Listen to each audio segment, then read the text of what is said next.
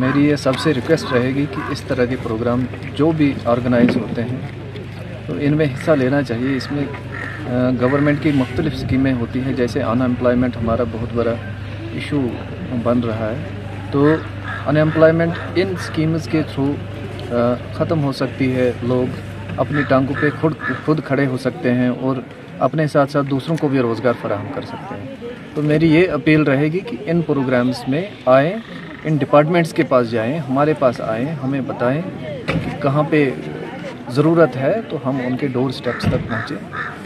तो कुल मिला के कितने महकमे आज आज तकरीबन सारे एम्प्लॉयमेंट जनरेटिंग जो डिपार्टमेंट्स हैं, चाहे इंडस्ट्रीज़ हो, एग्रीकल्चर, हॉर्टिकल्चर हो, NRLM फिशरीज़ हो, तो वो सारे डिपार्टमेंट्स आए।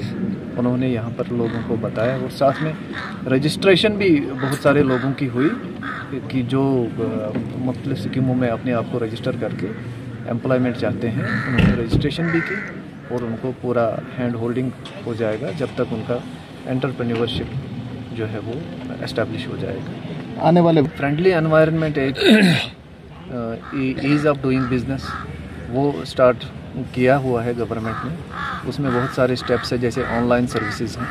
सिर्फ ये है कि मैसेज मिलनी चाहिए, बाकी जितनी भी सर्विसेज हैं वो ऑनलाइन है आजकल, वो घर बैठे भी अप्लाई कर सकता है। तो कोई भी बंदा और घर एट द डोर स्टेप्स उसको उसका लाभ पहुंच जाएगा। सिर्फ ये है कि एक चाहत बनानी है अपने आप में कोई काम स्टार्ट करने का, वो इस लिहाज से कि खुद भी अपने आप की मदद करे, अपनी टांगों पे खड़ा हो जाए और दूसरों की भी मदद करे।